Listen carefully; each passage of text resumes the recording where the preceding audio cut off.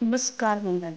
वेगवेगळ्या पाट्या वाचून तुम्हाला वाटत असेल ही वर्धा पुण्यात तरी नाही ना पोचली. नाही, पु ल देशपांडेंनी लिहिलेले असे खूप छान छान अचूक अशा गोष्टी बघत बघत आणि छान हे 2x8चं हॉटेल जे तुम्ही बघत आहात तर ते पुण्यात नसून आपण आहे कोल्हापूरच्या माधवा रोडवर, जे नाव आहे हॉटेलचं हॉटेल मोहन विश्रांतीगृह. अगदी बरोबर ओळखलं. कोल्हापूरमध्ये अशीच खूप छोटी छोटी आणि जुनी अशी हॉटेल आपण आता एक्सप्लोअर करत आहोत की जिथे खास मी आलेली आहे मिसळ खाण्यासाठी. हा आहे हॉटेल मोहन मिसळचा अगदी जुन्या पद्धतीने आणि पु ल देशपांडेंच्या काही शब्दांमधले ह्या पाट्या आणि त्यांचा मेनू.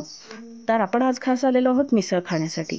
मिसळीची स्पेशालिटी तर चालूच आहे, पण ह्यांच्यासोबत आपण आज गप्पा मारल्या तर इथले ओनर हे जे दिसतात तर यांना साहित्य, कला, क्रीडा आणि यामध्ये प्रचंड आवड असून ते स्वतःही नाटकात काम करतात. त्याचाच त्यांनी छान अगदी आलेख घेऊन हे छान अशा पु ल देशपांडेंच्या पाट्या तयार करून त्यांनी इथे लावल्या. ते सांगत होते की आम्ही 80 ते 90 वर्ष गेले 3 पिढ्या हे आपण हॉटेल चालवत आहोत. इथल्या मिसळीची खासियत म्हणजे काय, तर बटाटा अगदी नुसता उकडलेला आणि इथला फेमस दीपक फरसाण आणि यांची स्वतःची तर्री, एवढंच काही ते त्यांचं साहित्य. पण त्यावर आज 90 वर्ष ते आज छान असं आपला जे काय खाद्यभ्रांती करणारे लोक आहेत त्यांचं मन जिंकत आलेले आहेत. मिसळीचा तर आस्वाद आम्ही घेणारच आहोत, पण त्यासोबत त्यांच्याकडे काय काय मिळतं तर दावणगिरी डोसा, पावभाजी असे सगळे बरेच पदार्थ यांच्याकडे मिळतात.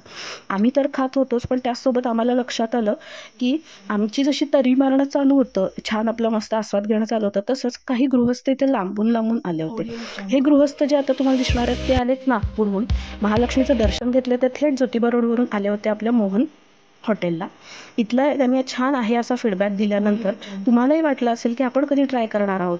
मग येत आहे ना मोहन मिसळ एक खाद्यानुभव अनुभवायला. यायचं आहे कुठे? हॉटेल मोहन विश्रांतीगृह. पत्ता तर दिलेलाच आहे. भेटू पुढच्या एपिसोडला.